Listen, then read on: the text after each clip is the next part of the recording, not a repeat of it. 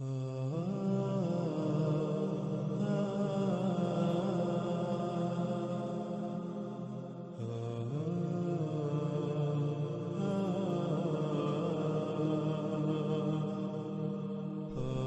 Screen پر آپ کو سورہ الاعراف کی آیت نمبر 123 نظر آ رہی ہے۔ اس آیت میں دیکھیں تو اس میں کیا ہے؟ کہا فرعون نے، تم نے اس کی دعوت کو تسلیم کر لیا اس سے پہلے کہ میں تمہیں اس کی اجازت دیتا، میں تمہیں اس کا حکم دیتا؟ نہیں ہے یہ، مگر یہ کیا ہے؟ یہ ایک منصوبہ بندی ہے جو تم نے منصوبہ بندی کی ہے مدینہ میں، مدینہ کے جو اہل ہیں ان کو مدینہ سے نکالنے کے لیے۔ پس جلد ہی تمہیں اپنے اس کیے کا علم ہو جائے گا۔ ناظرین، اس آیت میں یہ سمجھا جاتا ہے کہ فرعون نے یہ کہا کہ تم نے مدینہ میں منصوبہ بندی، یہ سارا کچھ منصوبہ بندی کے تحت کیا تاکہ جو مدینہ کے اہل ہیں یعنی کہ آل فرعون ان کو مدینہ سے نکال دیا جائے اور پیچھے مدینہ پر خود قبضہ کر لیا جائے۔ یعنی کہ آج اکثریت یہ سمجھتی ہے کہ لفظ مدینہ کا استعمال فرعون نے کیا، حالانکہ حقیقت یہ نہیں ہے۔ کیونکہ سب سے پہلی بات یہ کہ آپ غور کریں کہ کیا فرعون کی زبان عربی تھی؟ کیا اس وقت مصر میں عربی بولی جاتی تھی؟ جب فرعون کی زبان عربی تھی ہی نہیں تو پھر فرعون لفظ مدینہ کس طرح استعمال کر سکتا ہے؟ ناظرین، قرآن ان قوموں کا یا فرعون کا کلام نہیں ہے، قرآن اللہ کا کلام ہے۔ ماضی میں جو حالات و واقعات پیش آئے، جو کچھ ہوا، اللہ سبحانہ و تعالیٰ نے اسے اپنے الفاظ میں بیان کیا، اپنے الفاظ میں۔ اور قرآن الحکیم ہے، اللہ سبحانہ و تعالیٰ نے جو الفاظ استعمال کیے ان میں انتہائی حکمت ہے،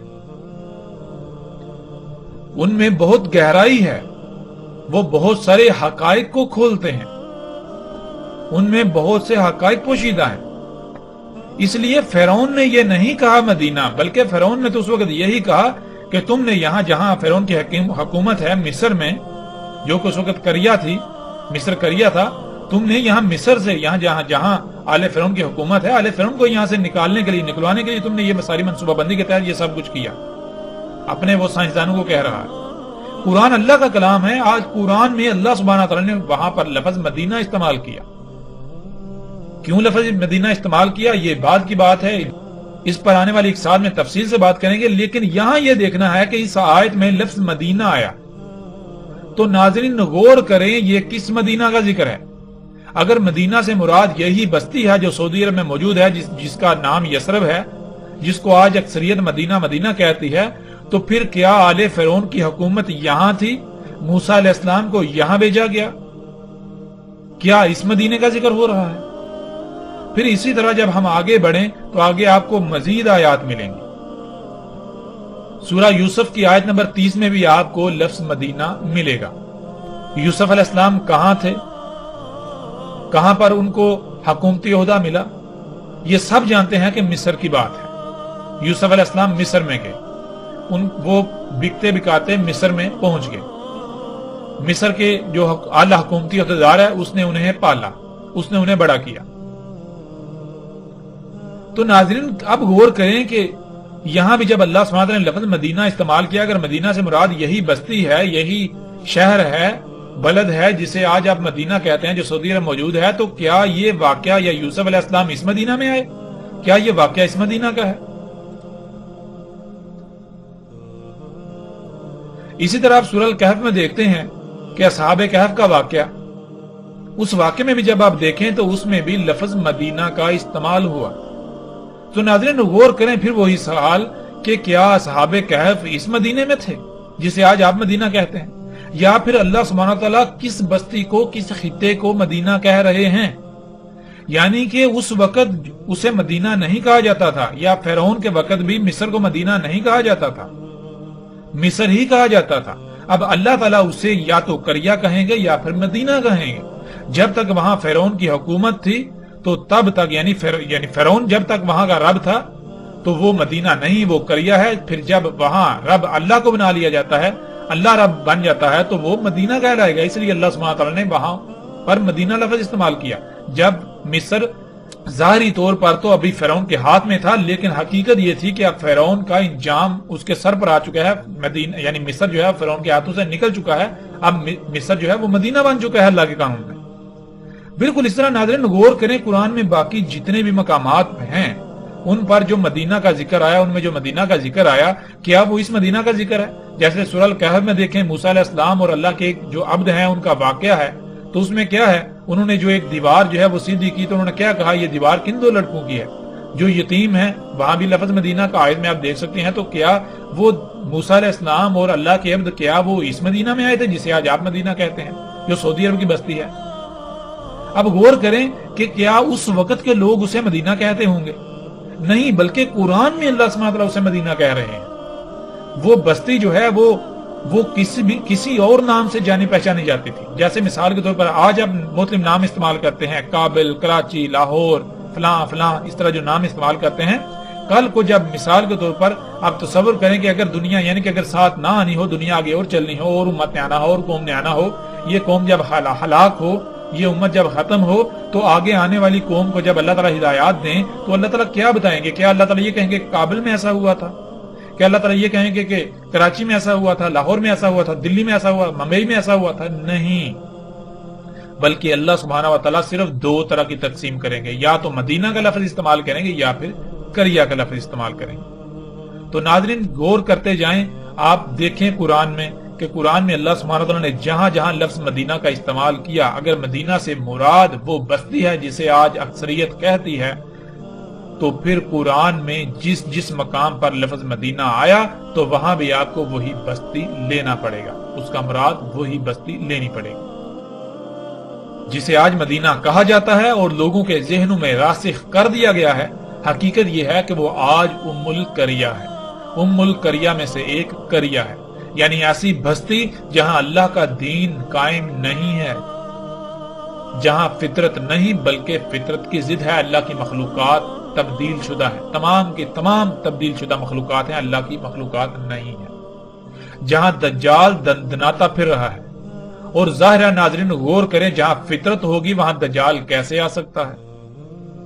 یعنی دجال تو ہے ہی فطرت کی ضد، دجال تو ہیں ہی وہ اشیاء، یعنی کہ انسان ان مخلوقات کو، ان اشیاء کو اپنے لیے فائدہ مند سمجھتا ہے، اپنے لیے مسیحا سمجھتا ہے، جو اللہ کی خلق کردہ نہیں ہے، جو اللہ کے مقابلے پر انسان نے اللہ کے ساتھ شریک بنتے ہوئے اپنے لیے خلق کی، اور انہیں اپنے لیے فائدہ مند سمجھتا ہے، اپنے لیے آسائشیں سہولتیں مسیحا سمجھتا ہے، فائدہ مند سمجھتا ہے۔ لیکن کیا حقیقت یہی ہے؟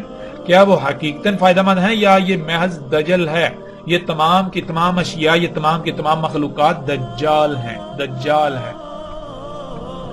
ظاہر ہے جو خطہ، جو بستی، جو علاقہ فطرت پر ہوگا تو وہاں دجال کیسے آ سکتا ہے؟ جب ہے ہی فطرت تو فطرت تو دجل نہیں ہے۔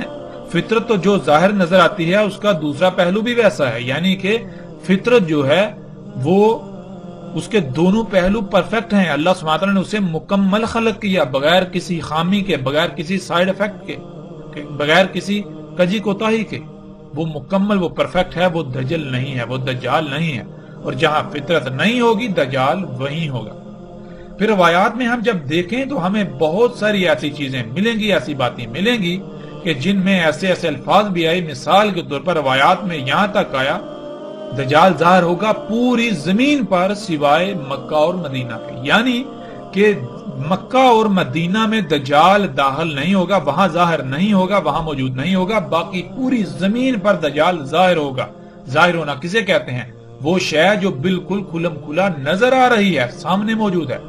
پوری زمین پر دجال موجود ہوگا، نظر آ رہا ہوگا، لیکن پہچانے گا اسے مومن ہی صرف۔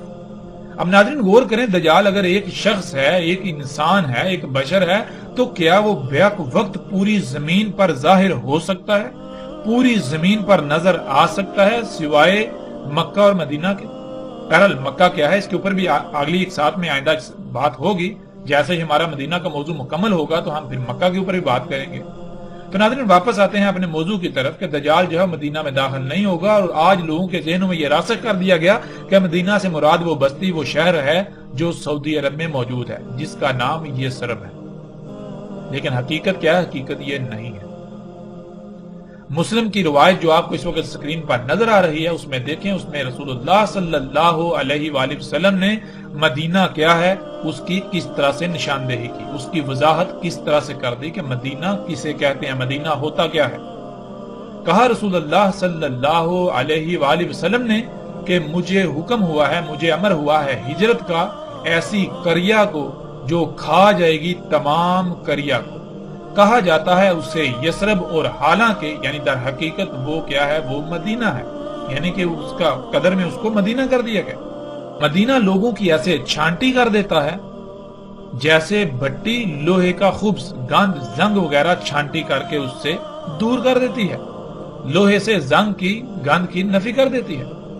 ناظرین، ہمیں اس روایت میں بالکل واضح رسول اللہ صلی اللہ علیہ وآلہ وسلم کے یہ الفاظ ملتے ہیں کہ جب رسول اللہ صلی اللہ علیہ وآلہ وسلم نے ہجرت نہیں کی تھی اور ہجرت کا حکم رسول اللہ صلی اللہ علیہ وآلہ وسلم کو مل گیا تھا، تو اس وقت رسول اللہ صلی اللہ علیہ وآلہ وسلم نے یثرب کو مدینہ نہیں کہا بلکہ یثرب کو ام القریہ کہا۔ رسول اللہ صلی اللہ علیہ وسلم نے کہا کہ مکہ سے یثرب کی طرف ہجرت کا اللہ سبحانہ تعالی نے حکم دیا ہے اور یثرب کو قریہ کہا ہے، تو غور کریں ہجرت سے پہلے یثرب کو رسول اللہ صلی اللہ علیہ وآلہ وسلم قریہ کہہ رہے ہیں، ایسی قریہ جو تمام قریہ کو کھا جائے گی۔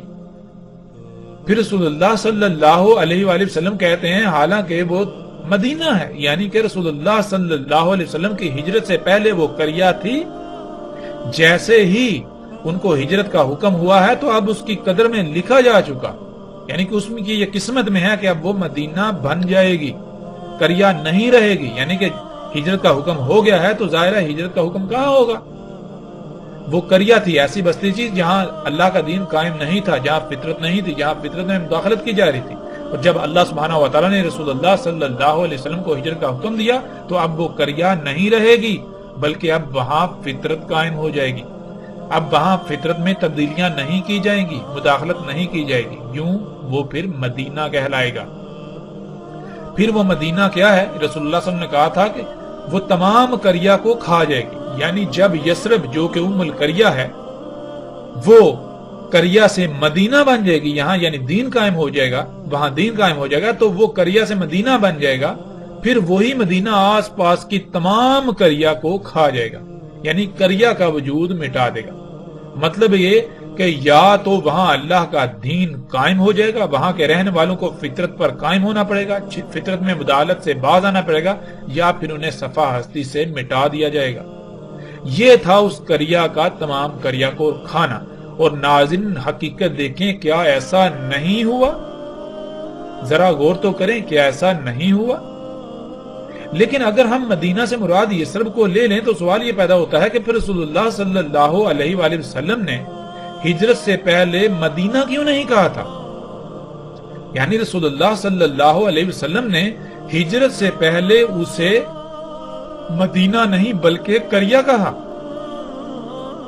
اور پھر اسے یثرب، یعنی یثرب اس کا نام موجود ہے، یثرب کے نام سے وہ اس وقت جانی پہچانی جاتی تھی، آج بھی اسے یثرب کہتے ہیں، آج بھی اسے یثرب کہا جاتا ہے، لیکن مدینہ کے نام سے مشہور کر دیا گیا، نام لقب اس کا آج بھی یثرب ہے اور دوسرا لقب اس کا مدینہ بن چکا ہوا ہے۔ تو ناظرین غور کریں، اگر یہی بستی مدینہ ہے، یہی بستی مدینہ تھی تو رسول اللہ صلی اللہ علیہ وآلہ وسلم نے ہجرت سے پہلے اسے قریہ کیوں کہا، اور ہجرت کے بعد ہی وہ مدینہ کیسے بنی؟ ذرا غور تو کریں، حقیقت ہر لحاظ سے آپ کے سامنے آ جائے گی۔ پھر ناظرین اگلی روایت میں دیکھیں، اس میں رسول اللہ صلی اللہ علیہ وآلہ وسلم کہتے ہیں، رسول اللہ صلی اللہ علیہ وآلہ وسلم نے کہا، آئے گا لوگوں پر ایسا زمانہ، دعوت دے گا آدمی اپنے سسر کے بیٹے، اپنے چچا تایا کے بیٹے کو کہ آؤ خوشحالی، مال و دولت، سہولتوں آسانیوں والے خطے کی طرف، آؤ مال و دولت، سہولتوں آسائشوں عیاشیوں کے خطے کی طرف، اور مدینہ یعنی جہاں اللہ کا دین قائم ہوگا، یعنی جو خطہ جو بستی فطرت پر ہوگا، خیر ہوگا وہ خطہ ان کے لیے، مگر اگر وہ تھے غور و فکر کرتے، اگر وہ اس کا علم رکھتے، اور اس ذات کی قسم جس کے قبضہ قدرت میں میرا نفس ہے، نہیں نکلتا ان میں سے کوئی ایک بھی بھوک، افلاس، سختیوں وغیرہ کی وجہ سے مدینہ سے، مگر اللہ اس کی جگہ کسی اور کو بھیج دیتا ہے مدینہ میں جو خیر ہوتا ہے۔ جان لو مدینہ یعنی جہاں اللہ کا دین قائم ہوتا ہے، یعنی وہ خطہ جو فطرت پر ہوتا ہے، وہ ایسے ہے جیسے بٹی، لوہے کی بٹی جو نکال دیتی ہے خبز کو، یعنی کہ جیسے لوہے کی بٹی ہوتی ہے، جب لوہا بٹی میں ڈالا جاتا ہے تو بٹی لوہے کو پگھلا کر اس کے اندر جتنا بھی زنگ اور خبث ہوتا ہے وہ نکال کر لوہے کو خالص بنا دیتی ہے، بالکل اسی طرح مدینے کی مثال ہے۔ مدینہ ایسی جگہ ہوتی ہے، ایسا خطہ ہوتا ہے کہ جو اس کی سختیاں جو ہیں وہ اپنے اندر سے رائی برابر بھی جس کے اندر نفاق ہوتا ہے اسے نکال دیتی ہیں۔ مدینے کے اندر صرف خالص مومن ہی رہ سکتے ہیں۔ مدینہ اپنے اندر سے تمام کا تمام خبث گند نکال دیتا ہے، نفاق شرک نکال دیتا ہے، کفر نکال دیتا ہے۔ وہ مشرک ہوتے ہیں، جو منافق ہوتے ہیں، وہ مدینہ میں رہ سکتے ہی نہیں، وہ ان ساتھیوں کا سامنا کر ہی نہیں سکتے۔ پھر رسول اللہ صلی اللہ علیہ وآلہ وسلم نے کہا نہیں قائم ہوگی ساتھ یہاں تک کہ نکال دے گا مدینہ، یعنی جہاں اللہ کا دین قائم ہو، یعنی وہ خطہ جو فطرت پر ہے، وہاں کی سختیاں نکال دیں گی وہاں کے شر والوں کو، جیسے خباثت نکالنے والی بٹی نکال دیتی ہے لوہے کی خباثت، یعنی جیسے بٹی لوہے کو پگھلا کر خالص بنا دیتی ہے، اس میں سے جتنا بھی گند ہوتا ہے وہ نکال دیتی ہے، بالکل اسی طرح جہاں فطرت ہوتی ہے، جو خطہ فطرت پر ہوتا ہے، جہاں دین قائم ہوتا ہے، وہاں ایسی سختیاں، آزمائشیں، بھوک، افلاس وغیرہ آتی ہے کہ وہاں صرف اور صرف مومن ہی یعنی فطرت پر انحصار کرنے والے ہی ٹھہر سکتے ہیں۔ جن کے دل میں یا جس کے دل میں رائی برابر بھی نفاق و شر ہو وہ وہاں نہیں ٹھہر سکتا۔ اس طرح مدینہ اپنے گند کو نکال دیتا ہے۔ تو ناظرین غور کریں، جسے آج تک آپ مدینہ کہتے آئے اور مدینہ سمجھتے ہیں، مدینہ سمجھ رہے ہیں، کیا اس میں یہ خصوصیات ہیں؟ کیا اس میں یہ صلاحیتیں ہیں؟ کیا اس میں یہ صفات ہیں؟ کیا اس میں ایسی سختیاں ہیں؟ کیا وہاں بھوک کا، سختیوں کا، آزمائشوں کا سامنا کرنا پڑتا ہے؟ ناظرین ذرا غور تو کریں، وہاں تو طرح طرح کی آسائشیں ہیں، سہولتیں ہیں، بلند و بانگ عمارتیں ہیں، ایک سے بڑھ کر ایک سہولیات ہیں، آسائشیں ہیں۔ وہاں تو دجال کا ہمار دن دناتا پھر رہا ہے، وہاں تو دجال دن دنا رہا ہے، تو وہ کیسے مدینہ ہو سکتا ہے؟ ناظرین ذرا غور تو کریں۔ اس کے برعکس غور کریں، جب دجال آیا، یہ جب آسائشیں، سہولتیں سامنے آئیں، جن کو یہ لوگ جو ہے دجال کو، ان مخلوقات، ان اشیاء کو، یہ انسان کے اپنے ہاتھوں سے خلق کی ہوئی اشیاء کو سہولتوں، آسائشوں کا نام دیتے ہیں، جب اس طرح کے یہ جدید معاشرے وجود میں آئے تو کیسے لوگوں نے ان مقامات کو چھوڑ کر ان مقامات کی طرف ہجرت کی؟ کیسے کی؟ غور تو کریں۔ کیا پوری دنیا سے لوگوں نے ہجرت نہیں کی؟ لوگ یورپ، امریکہ، کینیڈا کی طرف بھاگتے چلے گئے، پھر لوگ جو ہے وہ جو فطرت کے اوپر ہیں، فطرتی مقامات پر تھے جہاں یہ سہولتیں، یہ آسائشیں نہیں ہیں، وہاں سے شہروں کی طرف رخ کیا۔ دنیا میں لوگوں کی ایک بڑی تعداد جو ہے وہ گاؤں میں رہنے کے بجائے شہروں میں رہنے کو ترجیح دیتی ہے۔ کیوں؟ کیونکہ شہروں میں سہولتیں ہیں، آسائشیں ہیں، آسانیاں ہیں، طرح طرح کی موجیں ہیں، عیاشیاں ہیں۔ تو ناظرین غور کریں، آپ اپنی آنکھوں سے یہ سب کچھ ہوتا ہوا نہیں دیکھ رہے، نہیں دیکھا آپ نے؟ ذرا غور تو کریں۔ پھر اسی طرح ناظرین آگے بڑھتے ہیں اور غور کرتے ہیں، مزید روایت ہے، آپ سکرین پر روایت کو دیکھ رہے ہیں۔ رسول اللہ صلی اللہ علیہ وآلہ وسلم نے کہا شام فتح ہوگا، پس نکل جائیں گے مدینہ سے برے لوگ، بری قوم اپنے اہل و عیال کے ساتھ سواریوں کو چلاتے ہوئے۔ پھر یمن فتح ہوگا، پس نکل جائے گی قوم یعنی مدینہ کے برے لوگ مدینہ سے اپنے اہل و عیال کے ساتھ سواریوں کو چلاتے ہوئے۔ پھر عراق فتح ہوگا، پس نکل جائیں گے برے لوگ، بری قوم مدینے سے اپنے اہل و عیال کے ساتھ سواریوں کو چلاتے ہوئے، اور مدینہ خیر تھا ان کے لیے اگر وہ غور و فکر کرتے تو انہیں اس بات کا علم ہوتا۔ اب ناظرین غور کریں، سوال یہ پیدا ہوتا ہے کہ رسول اللہ صلی اللہ علیہ وآلہ وسلم یہ کہہ رہے ہیں کہ شام فتح ہوگا تو لوگ جو برے لوگ ہیں وہ مدینہ سے نکل جائیں گے اپنے اہل و عیال کے ساتھ۔ پھر یمن فتح ہوگا تو لوگ مدینے سے نکلیں گے، برے لوگ اپنے اہل و عیال کے ساتھ۔ پھر عراق فتح ہوگا تو لوگ مدینے سے نکلیں گے، برے اپنے اہل و عیال کے ساتھ۔ ناظرین غور تو کریں، کیا ایسا ممکن ہے؟ یعنی کہ اگر مدینے سے مراد یہی بستی ہے جسے آج مدینہ کہا جاتا ہے، سعودی عرب کا جو یثرب ہے، تو ناظرین تصور کریں فتح شام ہو رہا ہے تو لوگ اس مدینے سے کیوں نکلیں گے؟ پھر فتح جو ہے وہ یمن ہو رہا ہے تو لوگ اس مدینے سے کیوں نکلیں گے؟ فتح عراق ہو رہا ہے تو لوگ اس مدینے سے کیوں نکلیں گے؟ ناظرین ذرا غور کریں، کیا اس بات کا جواب کسی کے پاس ہے؟ یعنی کہ زلزلہ امریکہ میں آ رہا ہے اور نقصان پاکستان میں ہو رہا ہے،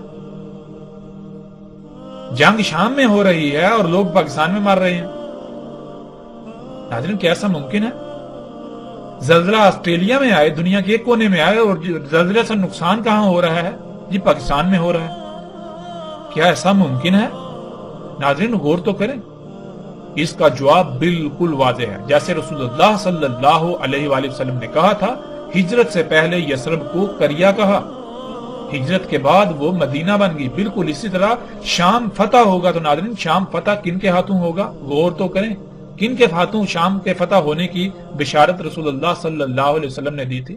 رسول اللہ صلی اللہ علیہ وسلم نے تو مومنوں کو کہا تھا کہ تم جو ہے وہ شام پر چڑھائی کرو گے تو اسے فتح کر دو گے، یعنی کہ شام فتح سے پہلے، مومنوں کے ہاتھ آنے سے پہلے کریا ہوگی۔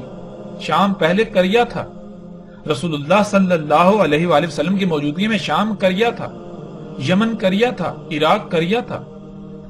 تو جب مومن اسے فتح کریں گے تو وہاں فطرت قائم ہوگی، یعنی وہ پھر کریا نہیں رہے گا، شام مدینہ بن جائے گا۔ جب شام مدینہ بنے گا تو مدینے میں یعنی پہ فطرت کے اوپر قائم ہونا آسان تو نہیں ہے۔ جو لوگ خواہشات کی اتباع کرتے ہیں پھر ان کی خواہشات کیسے پوری ہوں گی؟ وہ کیسے سختیوں کا سامنا کرنا پڑیں گے؟ ظاہر ہے پھر تو وہ ان علاقوں کی طرف ہجرت کریں گے جہاں ان کی خواہشات پوری ہوں، جہاں وہ ان کو آسائشیں مل سکیں، ان کو سہولتیں مل سکیں، جہاں وہ اپنی خواہشات کے مطابق زندگی گزار سکیں۔ اسی طرح یمن فتح ہونے سے پہلے کریا ہے، ایک خطہ ہے جسے لوگ یمن کے نام سے جانتے ہیں، اس کا لقب، اس کا نام یمن ہے، لیکن اس کا اسم کریا ہے۔ جب مومنوں کے ہاتھ میں آئے گا تو وہاں فطرت قائم ہو جائے گی، یعنی فطرت میں چھیڑ چھاڑ روک دی جائے گی، تو وہ مدینہ کہلائے گا، مدینہ بن جائے گا۔ جب یمن مدینہ بنے گا تو ظاہر ہے پھر مدینے میں برے لوگ کیسے رہ سکتے ہیں؟ جن کے اندر رائے برابر بھی نفاق ہو وہ کیسے رہ سکتے ہیں مدینے میں؟ اس طرح ناظرین جب فتح عراق ہوگا تو عراق فتح ہونے سے پہلے کریا ہے۔ جیسے مثال کے طور پر ایک شخص ہے تو اس کا نام لکشمن ہو، اس کا نام لکشمن ہو، اس کا لقب لکشمن ہو، وہ ایمان لانے سے پہلے مشرک ہے، مشرک کہلائے گا، لیکن جب وہ ایمان لے آئے گا تو پھر وہ مومن کہلائے گا۔ بالکل اسی طرح ایک بستی، ایک خطہ جب وہ فطرت پر نہیں ہے، وہاں پر اللہ کی مخلوقات میں یعنی فطرت میں تبدیلیاں کی جا رہی ہیں تو وہ کریا کہلائے گی، اس کا اسم کریا ہے۔ جب وہاں دین قائم ہوگا، وہ فطرت پر ہوگی، وہ فطرت پر خطہ ہوگا تو اسے مدینہ کہا جائے گا۔ اور فطرت پر قائم ہونا کیا آسان ہے؟ ناظرین غور کریں، آج اگر کوئی خطہ فطرت پر قائم ہے، قائم ہو تو وہاں آپ جا کر زندگی گزار سکتے ہیں؟ ذرا غور تو کریں، آپ کو وہاں کیسے زندگی گزارنا پڑے گی؟ ناظرین ذرا غور تو کریں، کیا ان سختیوں کا سامنا آپ کر پائیں گے؟ ظاہر ہے ان سختیوں کا سامنا صرف اور صرف وہی لوگ کر پائیں گے جو خالص اللہ کے غلام ہوں گے۔ ان کو علم ہے کہ ہم نے اللہ کے ساتھ ایک رائے برابر بھی شرک نہیں کرنا۔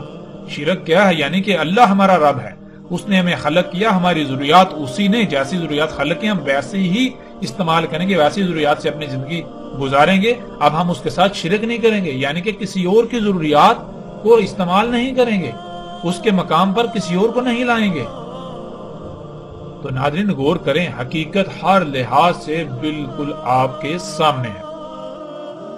اس روایت کو جب آپ پڑھیں، اپنے سامنے رکھیں تو کئی سوالات پیدا ہوتے ہیں، جن میں سب سے پہلا سوال یہ ہے کہ فتح شام ہو رہا ہے اور لوگ مدینے سے نکل رہے ہیں جو کہ برے لوگ ہیں۔ پھر فتح یمن ہو رہا ہے تو مدینے سے برے لوگ نکل رہے ہیں۔ پھر فتح عراق ہو رہا ہے تو مدینے سے برے نکل رہے ہیں۔ ایسا کیسے ہو سکتا ہے؟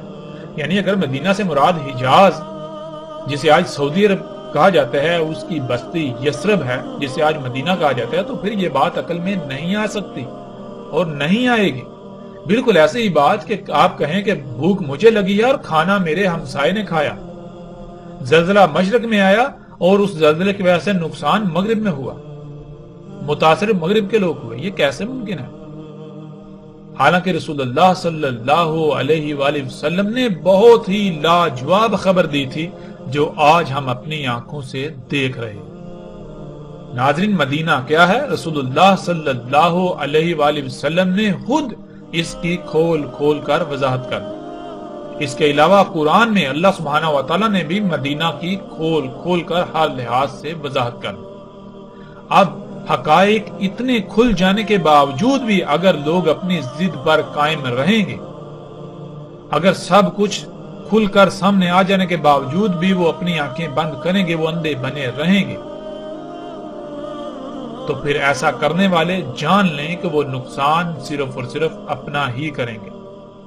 ان قریب انہیں اس کا علم ہو جائے گا، وہ اپنی آنکھوں سے حقیقت کو دیکھ لیں گے۔ وہ وقت بالکل سر پر آ چکا ہے کہ حقیقت ہر لحاظ سے سامنے لے آئی جائے گی۔ وہ وقت جب آنکھیں پھٹی کی پھٹی رہ جائیں گی۔ فیصلہ آپ کے اختیار میں ہے کہ آیا آپ اپنی آنکھوں کو بند کر کے بندر کی طرح ان مولیوں کے پیچھے چلتے ہیں، یا پھر آپ غور و فکر کرتے ہیں۔ اللہ سبحانہ و تعالیٰ نے قرآن میں بار بار غور و فکر کا کہا، بار بار غور و فکر کا کہا۔ جو غور و فکر نہیں کرتے، اللہ سبحانہ و تعالیٰ نے انہیں قرادہ بندر قرار دیا۔ اور جو لوگ ماضی میں اگر کوئی غلطی ہوتی ہے اس میں غور و فکر کر کے اس غلطی کو دور نہیں کرتے، اسی غلطی کو دوبارہ دہراتے ہیں، اس پر قائم رہتے ہیں، اس پر ڈرتے ہیں، تو اللہ سبحانہ و تعالیٰ نے ایسے لوگوں کو قرآن میں خنزیر کہا، سور کہا۔ اب فیصلہ آپ کے ہاتھ میں ہے کہ آپ اللہ کے قانون میں کس مقام پر کھڑا ہونا پسند کرتے ہیں۔ آپ آنکھیں بند کر کے سور و بندر کی طرح انہی ملاؤں کے پیچھے چلتے ہیں، یا پھر حق کو ہر لحاظ سے کھلنے کے بعد اس کو تسلیم کرتے ہیں، غور و فکر کرتے ہیں۔ فیصلہ آپ کے اپنے ہاتھ میں ہے۔ کئی روایات میں رسول اللہ صلی اللہ علیہ وآلہ وسلم نے اسی وقت کے بارے میں کہا تھا، اس وقت دین پر قائم ہونا ایسے ہی ہوگا جیسے کہ جلتا ہوا انگارہ اپنی مٹھی میں لینا۔ تو ناظرین، آج غور کریں کہ کیا اگر آج آپ فطرت پر قائم ہوتے ہیں تو کیا بالکل ایسی ہی سختیوں کا سامنا نہیں کرنا پڑے گا؟ کیا بالکل آپ کی حالت ایسی ہی نہیں ہوگی جیسے کہ جلتا ہوا انگارہ مٹھی میں جکڑ لیا ہو؟ مدینہ تو حقیقتاً لوہار کی بٹی کی مانند ہوتا ہے۔ جب پوری دنیا دجال کو اپنا رب بنا چکی ہے تو اس وقت اگر کسی خطے میں اللہ کا دین قائم ہوتا ہے یا قائم ہے جو خطہ فطرت پر ہے، تو وہاں کے رہنے والوں کا انجام بالکل ایسا ہی ہوگا کہ جیسے ان کو آگ میں ڈال دیا گیا ہے۔ ان کو انتہائی سخت ترین حالات کا سامنا کرنا پڑے گا، ان کو قحط کا سامنا کرنا پڑے گا، ان کو آگ و بارود کی بارش کا سامنا کرنا پڑے گا، ان کو بھوک و افلاس کا سامنا کرنا پڑے گا، ان کو طرح طرح کی سختیوں آزمائشوں کا سامنا کرنا پڑے گا۔ ایسے وقت میں تو صرف وہی مدینہ میں رہ سکتے ہیں جن میں ایمان ہوگا، جن میں رائے برابر بھی نفاق نہ ہوگا، کیونکہ وہی صرف اور صرف اللہ پر توکل کرنے والے ہوں گے جن کے اندر نفاق کی رائے بھی نہ ہوگی۔ مدینے کی یہ سختیاں ہر اس کو باہر نکال لیں گی جس کے اندر رائے برابر بھی نفاق ہوگا۔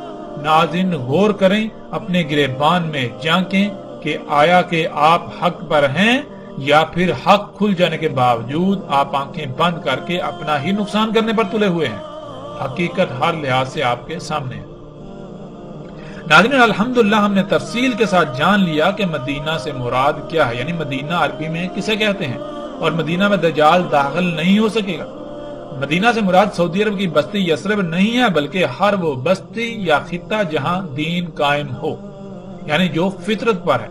اور پھر ظاہر ہے جہاں اللہ کا دین قائم ہوگا، یعنی جو خطہ جو علاقہ فطرت پر ہوگا، تو وہاں ہر شے اللہ سبحانہ تعالیٰ کے حکم سے خلق ہوگی، پروان چڑھے گی، وہاں کوئی بیماری نہیں ہوگی، کوئی فساد نہیں ہوگا، کوئی خرابی نہیں ہوگی۔ یہ سب خامیاں خرابیاں وہی ہوں گی جہاں دجال ہوگا، یعنی جہاں غیر اللہ ہوگا، جہاں غیر اللہ کی خلق ہوگی۔ ناظرین، حق اس قدر کھل جانے کے باوجود بھی اگر یہ تسلیم کر لیا جائے کہ مدینہ سے مراد یثرب ہی ہے، سعودی عرب کی بستی جسے آج مدینہ کہا جاتا ہے، کہ وہاں دجال داخل نہیں ہو سکے گا، تو پھر سوال یہ پیدا ہوتا ہے کہ مسند احمد اور مستدرک الحاکم میں روایت موجود ہے جس میں رسول اللہ صلی اللہ علیہ وآلہ وسلم نے کہا تھا کہ دجال احد پہاڑ پر چڑھے گا، دجال احد پہاڑ پر چڑھے گا اور اپنے اصحاب سے کہے گا کہ یہ سفید محل دیکھ رہے ہو، یہ احمد کی مسجد ہے، اور اس کے بعد دجال مدینہ کی طرف آئے گا، لیکن مدینہ کے ابواب پر ملائکہ کا پہرا پائے گا۔ اس وقت مدینہ کے 7 ابواب ہوں گے اور 3 بار مدینہ کو ترجف کرے گا، یعنی مدینہ پر آگ و بارود برسائے گا، جس سے ہر منافق مدینہ سے نکل کر اس کی طرف بھاگ جائے گا، یعنی دجال کی طرف بھاگ جائے گا، ہجرت کر جائے گا، اور مدینہ اپنے اندر سے سارے کا سارا خبث نکال دے گا، اور رسول اللہ صلی اللہ علیہ وآلہ وسلم نے اسے یوم الخلاص کہا۔ اب ناظرین غور کریں، اگر مدینہ یہی بستی ہے جسے یہ کہتے ہیں وہاں دجال داخل نہیں ہو سکے گا، تو ناظرین احد پہاڑ پر دجال کیسے چڑھ سکتا ہے؟ کیونکہ احد پہاڑ تو اسی بستی کے اندر موجود ہے۔ آپ سکرین پر دیکھیں اور آپ غور و فکر کریں کہ جسے آج مدینہ کہا جا رہا ہے، کیا احد پہاڑ عین اس کے وسط میں موجود نہیں؟ ناظرین غور تو کریں، جب دجال احد پہاڑ پر آ جائے گا تو پھر مدینہ تو ظاہر ہے مدینے کا تو اندر آ گیا، بھائی مدینے کے کئی کلومیٹر اندر آ کر وہ احد پہاڑ پر چڑھ گیا، اب اور کتنا اندر آنا ہے؟ اگر مدینہ وہی ہے تو پھر دجال احد پہاڑ پر کیسے آ سکتا ہے؟ اور پھر رسول اللہ صلی اللہ علیہ وسلم یہ کہہ رہے ہیں کہ احد پہاڑ پر آئے گا، اس کے بعد وہاں سے وہ مدینے کی طرف رخ کرے گا، وہاں سے مدینے کی طرف رخ کریں، مدینے کی طرف جانے کا ارادہ کرے گا۔ اب ناظرین یہ دیکھیں کہ یثرب جسے یہ مدینہ کہتے ہیں، وہاں تو پہلے ہی دجال موجود ہے، احد پہاڑ کے اوپر پہلے ہی اس مدینے میں دجال موجود ہے جسے یہ مدینہ قرار دیتے ہیں۔ اب وہاں سے مدینے کی طرف جائے گا، مدینے کا رخ کرے گا، تو ناظرین غور کریں، پھر یہ مدینہ ہے یا مدینہ کوئی اور ہے؟ یہ تو بات بالکل واضح ہوتی ہے کہ یہ مدینہ نہیں ہوگا اس وقت مدینہ کچھ اور ہوگا، کوئی اور خطہ ہوگا، اور مدینہ کے 7 ابواب ہوں گے اس وقت، ان پر ملائکہ کا پہرا ہوگا۔ ناظرین ابواب باب کی جمع ہے، باب کا ترجمہ دروازہ کیا جاتا ہے، دروازے کو باب نہیں کہتے۔ باب عربی میں کسے کہتے ہیں اس کا ذکر بھی ہم پیچھے کئی مقامات پر کر چکے ہیں۔ باب کسی مادی دروازے کو نہیں کہتے، بلکہ باب کہتے ہیں داخل ہونے یا نکلنے کے مقام کو۔ قرآن میں اللہ سبحانہ وتعالی نے کئی مقامات پر لفظ اولی الالباب کا، جو باب کو اپنا ولی بناتے ہیں، اپنے مشن میں اپنا معاونتکار بناتے ہیں، ان کے لیے ہدایت ہے، وہ حق کو سمجھ سکتے ہیں۔ تو کیا ناظرین لوگوں کے دماغوں میں سارے میں دروازے ہوتے ہیں؟ اس طرح کے دروازے مادی دروازے ہوتے ہیں؟ نہیں۔ جیسے اگر کسی کے ذہن میں کوئی بات ڈالنی چاہیں اور وہ انسان اس بات کو تسلیم نہ کر رہا ہو، یعنی اسے اپنے دماغ میں داخل نہ ہونے دے رہا ہو، تو اس کی کسی کمزوری کو سامنے رکھ کر اس کمزوری کا فائدہ اٹھاتے ہوئے یا کسی دلیل کی بنیاد پر اس بات کو اس انسان کے دماغ میں داخل کر دی جائے، داخل کرنا، تو وہ کمزوری یا وہ دلیل باب کہلائے گی۔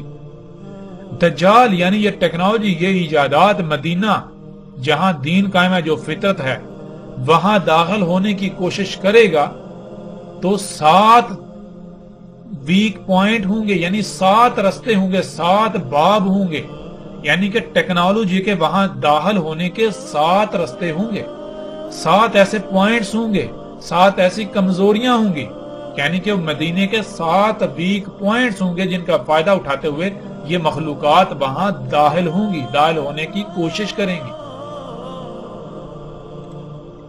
ایسا ہرگز نہیں ہے کہ وہ 7 فزیکلی دروازے مادی دروازے، نہیں، بالکل نہیں۔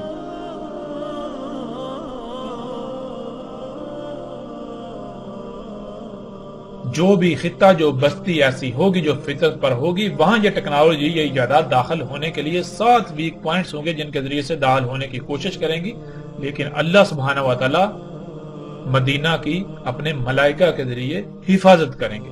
یعنی کہ اس ٹیکنالوجی کی ایجادات کو وہاں داخل نہیں ہونے دیں گے. اگر داخل ہوگی بھی تو صرف اسی حد تک کہ وہ جو 7 ویک پوائنٹس ہے ان کی حد تک انتہائی تھوڑی، جو کہ بعض روایات میں یہ بات ملتی ہے کہ دجال جو ہے وہ مدینہ میں داخل ہونے کی کوشش کرے گا تو اس کی یعنی کہ کچھ چیزیں دجال کی جو ہے وہ داخل ہو پائیں گی. کچھ چیزیں جن میں کھادوں کا ذکر ہے، جن میں جنیاتی بیجوں کا یا اس طرح کی یعنی اس طرح کی کچھ چیزوں کا ذکر ہے کہ یہ چیزیں مدینہ کی حدود میں داخل ہو پائیں گی. اب ناظرین سوال تو یہ پیدا ہوتا ہے کہ اگر مدینہ یہی ہے جس کا نام یثرب ہے تو پھر دجال احد پہاڑ پر کیسے چڑھ گیا؟ حالانکہ احد پہاڑ تو یثرب کے اندر موجود ہے. حجاز کی بستی جس کا نام یثرب ہے اور مدینہ کے نام سے مشہور ہے، اس کا رقبہ 227.4 مربع میل ہے. احد پہاڑ یثرب کے عین وسط میں موجود ہے. احد پہاڑ مسجد نبوی سے صرف 3.52 کلومیٹر کی دوری پر ہے. اس کے برعکس مسجد قباء جو کہ یثرب میں ہی موجود ہے وہ احد پہاڑ سے بھی آگے مسجد نبوی سے 11.4 کلومیٹر کی دوری پر واقع ہے. یعنی احد پہاڑ تو یثرب کے درمیان واقع ہے، یثرب کے وسط میں موجود ہے. اگر مدینہ سے مراد یہی مدینہ ہے جو یثرب ہے جسے آج ہر کوئی مدینہ کہنے پر بضد ہے، تو پھر دجال مدینہ کے کئی کلومیٹر اندر احد پہاڑ پر کیسے چڑھ آئے گا، کیسے چڑھ سکتا ہے؟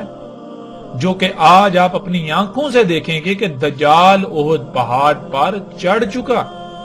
یہ انتہائی غیر معمولی سوال ہے جس کا جواب کوئی بھی ایسی شخصیت نہیں دے سکتی، کوئی بھی ایسا شخص نہیں دے سکتا جو یثرب کو مدینہ کہنے پر بضد ہے.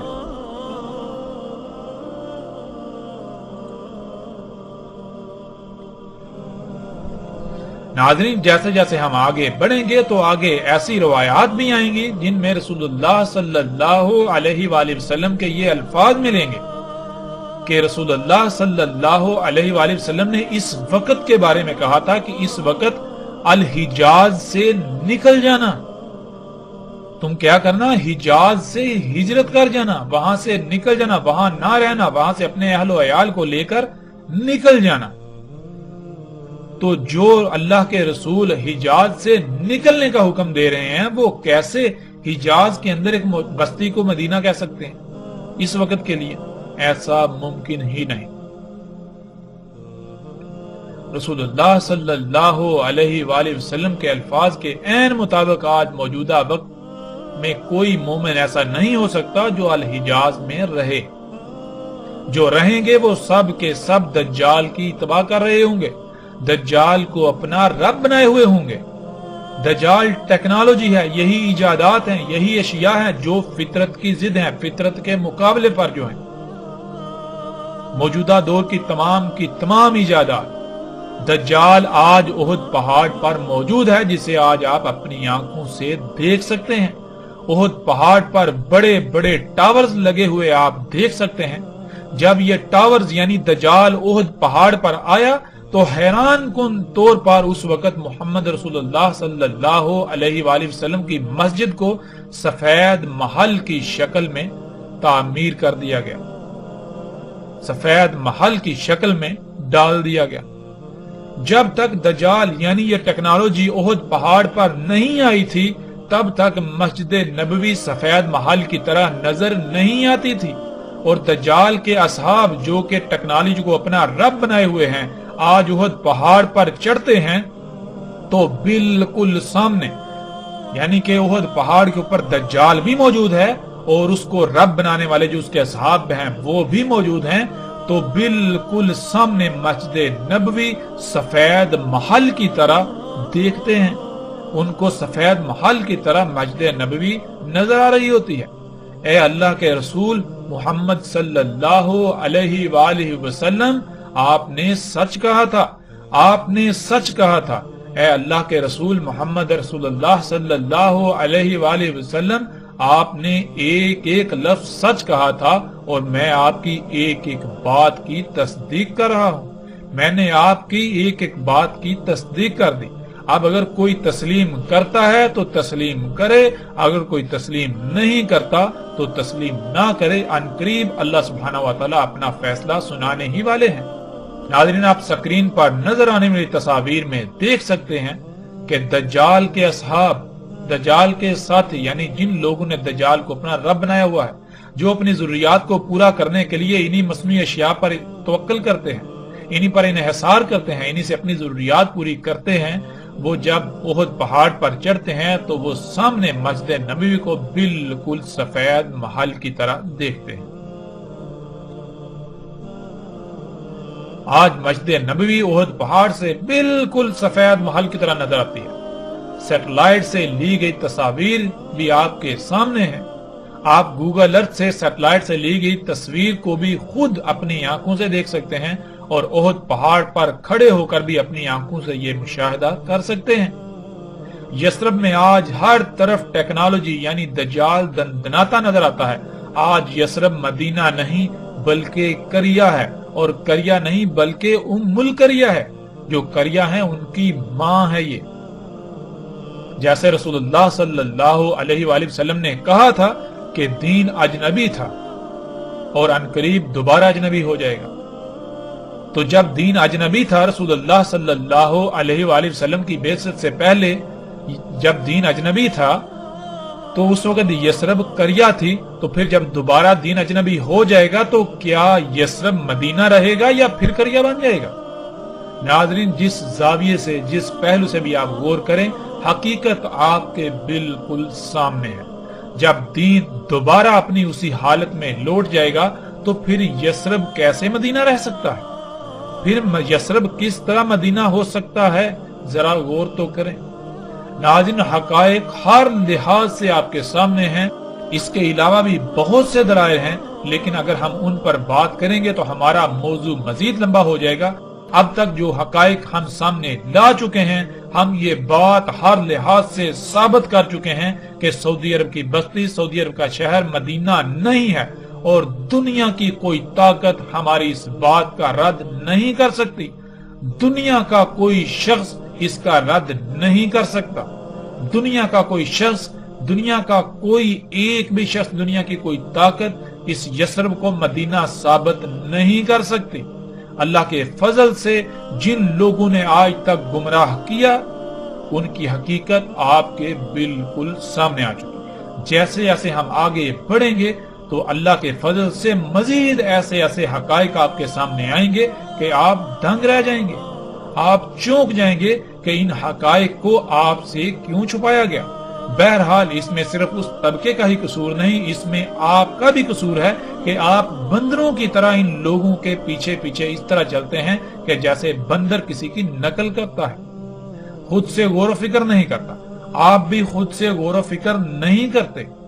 آپ اپنی آنکھیں بند کر کے ان لوگوں پر اس طرح اعتماد کر رہے ہیں کہ جیسے کہ یہ اللہ کے بھیجے ہوئے ہیں، یہ اللہ کے رسول ہیں۔ جب یہ اللہ کے رسول نہیں ہیں تو آپ کیوں ان لوگوں پر اعتماد کر رہے ہیں آنکھیں بند کر؟ آپ خود سے غور و فکر کیوں نہیں کرتے؟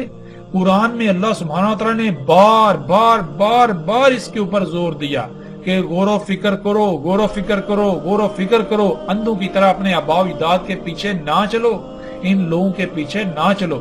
تو ناظرین، پھر قصور کس کا؟ قصور اس طبقے سے بڑھ کر تو پھر آپ کا اپنا بن جاتا ہے۔ ذرا غور تو کریں۔ ہاں، یہ باتیں آپ کو کڑوی لگیں گی، ان باتوں سے آپ کو تکلیف ہوگی، لیکن یہ جان لیں وقتی طور پر تکلیف ہونے سے حقیقت بدل نہیں جائے گی، حق بدل نہیں جائے گا۔ تکلیف ہونے سے یا برا محسوس کرنے سے حق بدل نہیں جائے گا۔ بعد میں آپ کو سوائے پچھتاوے کے کچھ نہیں ملے گا۔ بعد میں آپ کہیں گے کاش اس وقت جب حق واضح ہوا تھا تو اس کو تسلیم کر لیتے، کاش اس وقت حق کو مان لیتے، اندھوں کی طرح ان لوگوں کے پیچھے نہ چلتے۔ بعد میں ناظرین سوائے کاش کے کچھ نہیں رہے گا۔ غور کریں، پچھلی ایک ساتھ میں پچھلی اقوام کے اوپر کھول کھول کر بات ہو چکی کہ ان اقوام نے کیا کیا تھا اور ان اقوام کے ساتھ کیا ہوا۔ آج ان کا آپ کو نام و نشان تک نہیں ملتا، اور آخرت میں ان کے ساتھ کیا ہونا ہے، کیا ہوگا، اس کی بھی وضاحت اللہ سبحانہ وتعالی نے قرآن میں کر دی۔ ناظرین، کہیں ایسا نہ ہو کہ آپ حق ہر لحاظ سے کھل کر واضح ہو جانے کے باوجود بھی اپنی خواہشات کی ہی اتباع میں اپنے آپ کو نشان عبرت بنوا بیٹھیں، دنیا اور آخرت میں انتہائی ہلاکت خیز سودا کر بیٹھیں۔ فیصلہ آپ کے ہاتھ میں ہے، حق ہر لحاظ سے کھل کر آپ کے سامنے آ چکا، اب آپ چاہیں تو اسے تسلیم کریں اور چاہیں تو اس سے انکار کر دیں۔ ہمارا اس سے کوئی نقصان نہیں ہوگا۔ ہمارا مقصد نہ کوئی فرقہ بنانا ہے، ہمارا مقصد نہ کوئی گروہ بنانا ہے، ہمارا مقصد کچھ بھی ایسا نہیں ہے کہ جس سے ہمارا اپنا کوئی مفاد وابستہ ہو۔ ہمارا مقصد ہے تو صرف اور صرف یہ ہے کہ اللہ سبحانہ وتعالی نے ہمارے اوپر یہ ذمہ داری عائد کی کہ ہم اس حق کو پہنچا دیں، اس دعوت کو پہنچا دیں، تو ہمارے ذمے صرف اور صرف اس پیغام کو، اس دعوت کو، اس حق کو پہنچا دینا ہے۔ اگر کوئی مانتا ہے تو وہ ہم پر احسان نہیں کرے گا، اور اگر کوئی نہیں مانتا تو وہ ہمارا نقصان بھی نہیں کرے گا۔ یہ بات ذہن میں رکھیں۔ باقی جن کو الزامات لگانے ہیں وہ جتنے جی چاہے دن رات کھل کر الزامات لگائیں۔ وقتی طور پر اس وقت تو وہ یہ سمجھیں گے کہ ہم بہت بڑا کارنامہ انجام دے رہے ہیں، ہمیں فتح حاصل ہو رہی ہے، ہم بہت بڑے مارکے انجام دے رہے ہیں، لیکن جب وقت اپنا فیصلہ سنائے گا تو پھر سوائے حسرت کے کچھ نہیں رہے گا، پھر سوائے پچھتاوے کے، پشیمانی کے کچھ ہاتھ نہیں آئے گا۔ اور ہم اللہ کے فضل سے جلد بازوں میں سے نہیں ہیں، ہم اجرت پسندوں میں سے نہیں ہیں، ہم تو وقت کا انتظار کرنے والے میں سے ہیں۔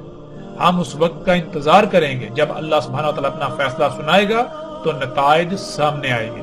ہم نتائج کی بنیاد پر فیصلہ کرنے والے ہیں، ہم وقتی طور پر حالات و واقعات کو سامنے رکھ کر فیصلہ کرنے والے نہیں ہیں۔ تو فیصلہ آپ کے اپنے ہاتھ میں ہے۔